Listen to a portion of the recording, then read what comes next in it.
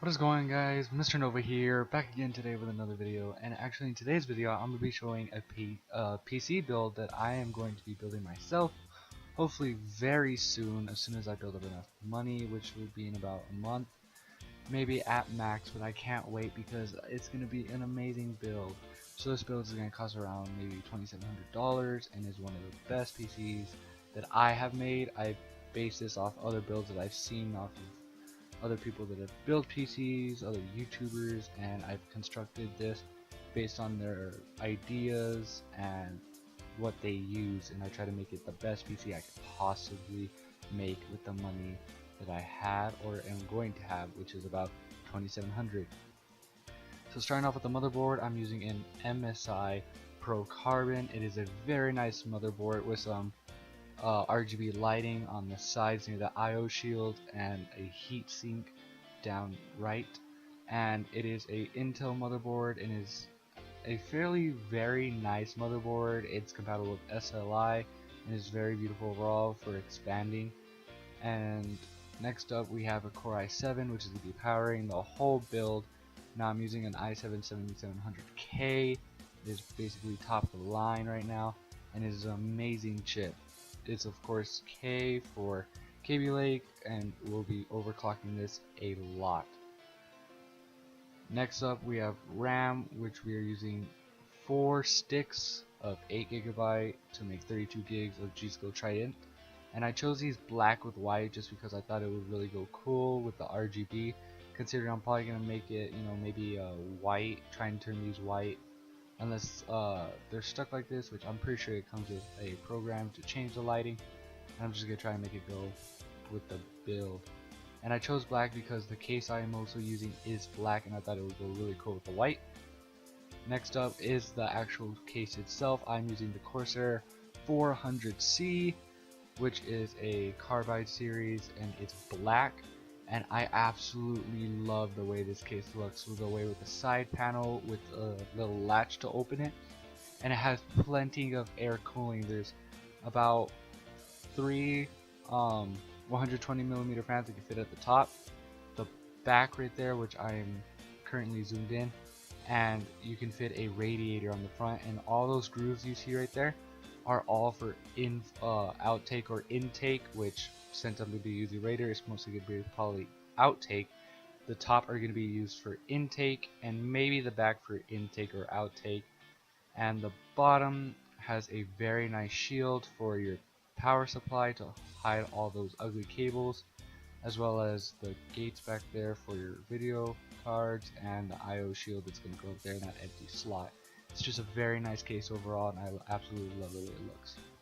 Now for storage, we're going to be using 2 terabytes of WD Black Performance Desktop, which is the hard drive.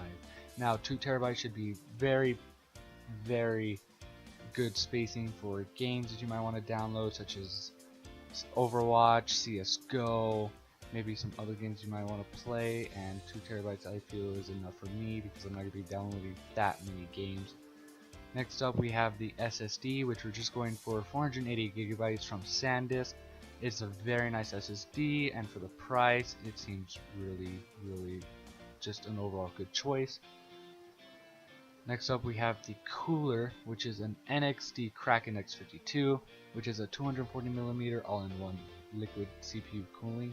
Now it has RGB around, which it comes with the software, as you can see with software. And for 150 it just seems like a very nice price, and I'll give you some more images right here. As you can see, very nice radiator. I believe it does come with fans, but I will get to the fans I'm actually be using for all of the case and even the radiator.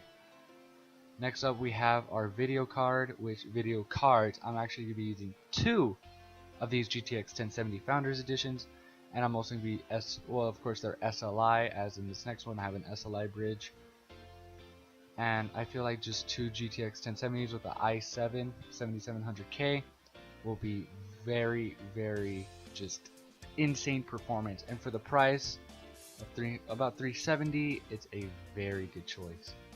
Next up we have of course the SLI bridge that I already showed you. It's from EVGA, as well as these graphics cards.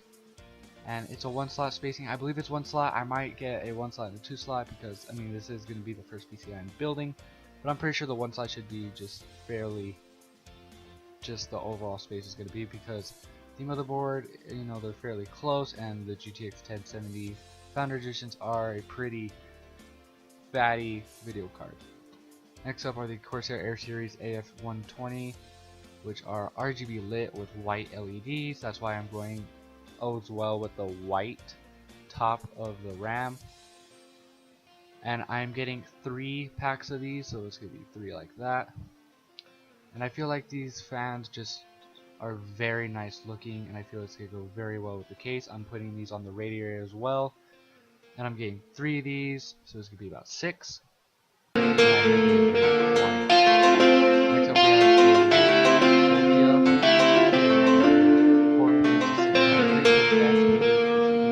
which is powered by a 6 3-pin fans from one 4-pin Molex connection, which I feel is just very nice. It can go on the back, or it's black, so it can basically blend in with the case I'm getting.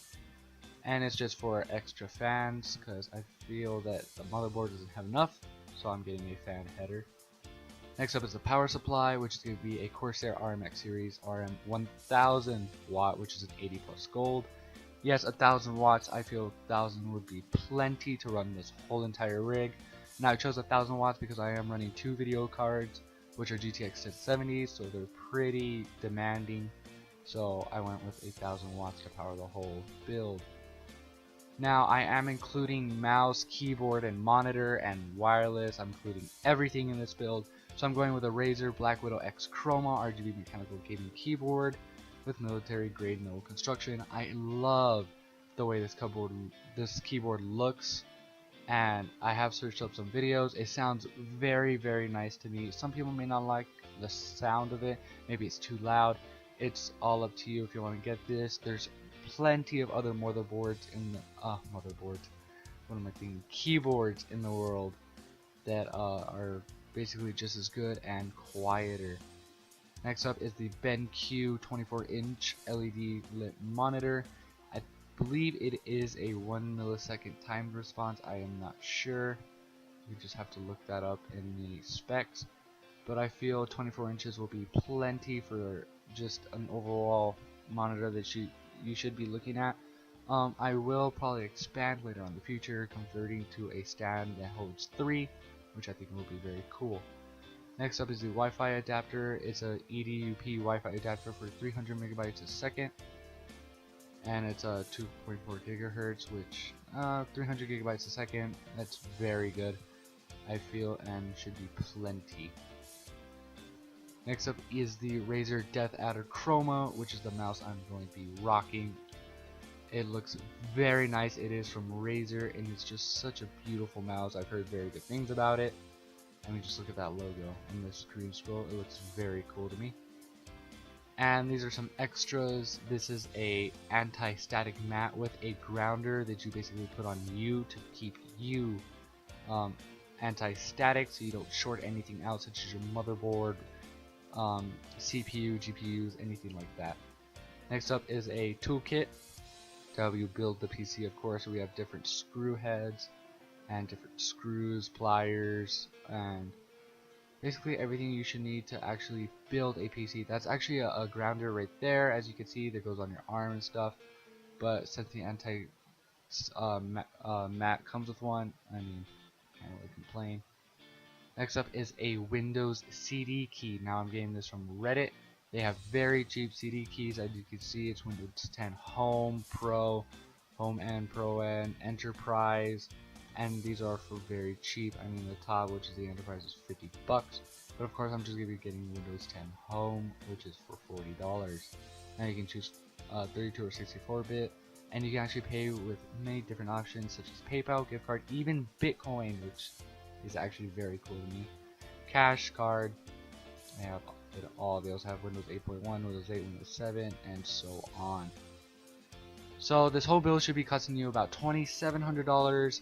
It's the best I could probably make myself. I went to PC Part Picker to check if all these are compatible. It is. I've actually YouTubed every single part to see if it's just top of the line. It will run everything, and it has.